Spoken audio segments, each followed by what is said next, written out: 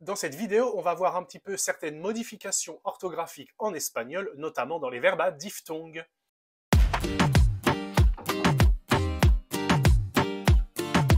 Hola chicos, soy Kevin. Et sur cette chaîne, on apprend l'espagnol dans la bonne humeur. Aujourd'hui, on va s'attarder un petit peu sur les verbes à diphtongue. Qu'est-ce que c'est, qu'est-ce qui se passe, comment les reconnaître et des exemples de verbes à diphtongue. En espagnol, les verbes à diphtongue sont malheureusement très courants au présent, au subjonctif et à l'imparfait, seulement à ces trois temps et à ces trois modes. Les verbes à diphtongue, c'est lorsque dans le verbe à l'infinitif, il y a une voyelle dans le radical, et cette voyelle va se changer en deux autres voyelles lors de la conjugaison de ce verbe. Nous avons deux cas de figure. Le premier cas de figure concerne les verbes à diphtongue dont le O du radical va se changer en UE dans la conjugaison. Et le deuxième cas, c'est le cas des verbes à diphtongue où il y a un E dans le radical et ce E va se changer en IE dans la conjugaison. Ne vous inquiétez pas, on va voir quelques exemples de verbes. D'ores et déjà, si vous connaissez des exemples, mettez-les-moi dans les commentaires, ça me ferait plaisir de vous lire.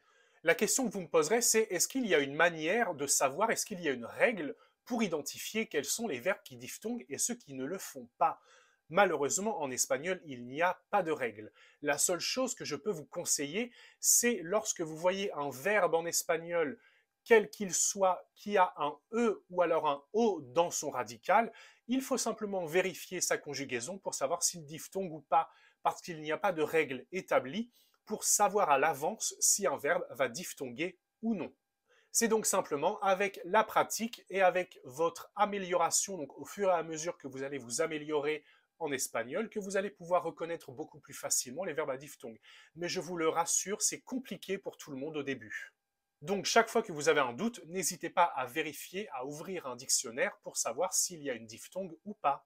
Le premier cas de figure, c'est les verbes qui diphtonguent, qui ont un O dans leur radical et qui va diphtonguer en faisant UE. On va voir ça avec trois exemples de verbes qui sont dans ce cas-là. On a par exemple le verbe poder. Le verbe poder, qui signifie pouvoir, on voit bien qu'il y a un O dans le radical. Souvent, c'est en début de verbe. Le verbe poder, donc, il va diphtonguer. Le O du radical va se changer en UE lors de la conjugaison de ce verbe. Il va nous donner puedo, puedes, puede, podemos, podeis, pueden. Ça, c'est au présent. Je vous laisse quelques secondes pour observer ce verbe et me dire ce que vous remarquez. Exactement. La diphtongue ne concerne jamais le nous et le vous.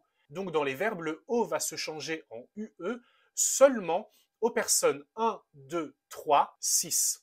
C'est un moyen mnémotechnique que vous pouvez essayer de mettre en place pour vous dire que la diphtongue ne va jamais avoir lieu à nous et à vous. À nous et à vous, vous voyez bien que l'on conserve le O du verbe. Le deuxième verbe qui est dans ce cas de figure, c'est le verbe contar. Le verbe contar, qui signifie compter, raconter, va faire cuento, cuentas, cuenta, contamos, contáis, cuentan. Vous voyez bien que la diphtongue ne concerne pas nous et vous, mais elle concerne bien toutes les autres personnes. Je fais une parenthèse en disant que la diphtongue ne concerne bien que le présent, le subjonctif et l'impératif. Pour tout ce qui est futur, imparfait, passé simple, tout ça, il n'y a pas de diphtongue. Vous l'oubliez complètement. Et le troisième verbe qui est dans ce cas-là de diphtongue, il y en a bien plus, mais je ne prends que trois exemples, c'est le verbe soler. Le verbe soler que l'on voit souvent au début de notre apprentissage de l'espagnol, qui traduit avoir l'habitude de. Ça traduit une habitude.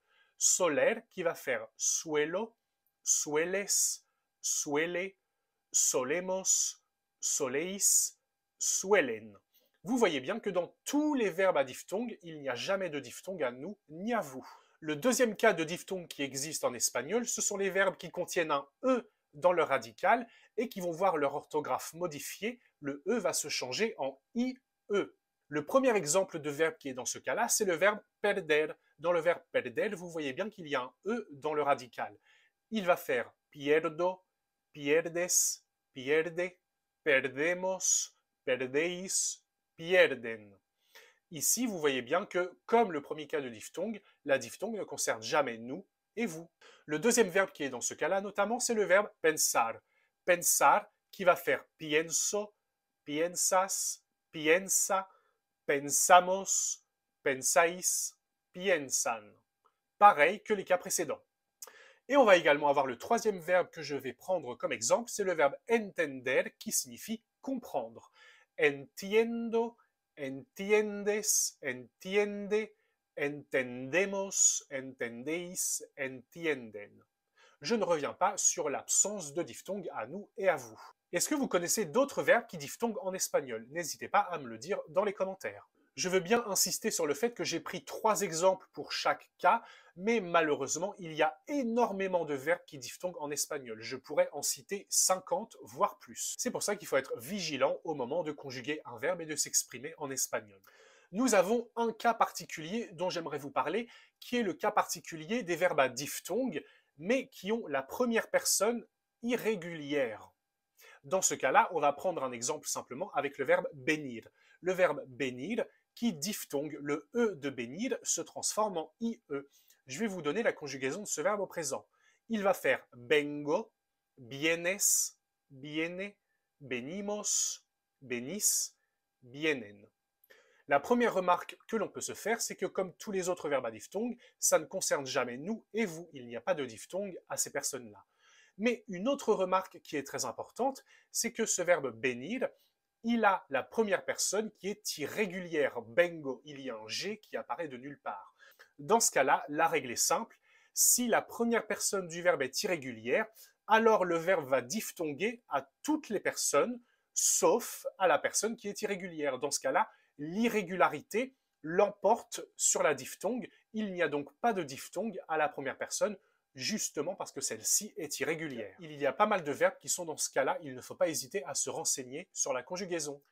Voilà un petit peu comment fonctionnent les verbes à diphtongue en espagnol. Comme je vous l'ai dit, n'hésitez pas à me dire dans les commentaires si vous connaissez d'autres verbes à diphtongue. N'hésitez pas à vous abonner, à laisser un petit j'aime, c'est gratuit et ça me soutiendrait énormément. Pour terminer, j'aimerais vous parler d'une page Tipeee que j'ai ouverte. Tipeee, en fait, c'est une plateforme qui sert à montrer son soutien aux créateurs de contenu. Et moi, je m'investis énormément pour vous faire apprendre et progresser en espagnol.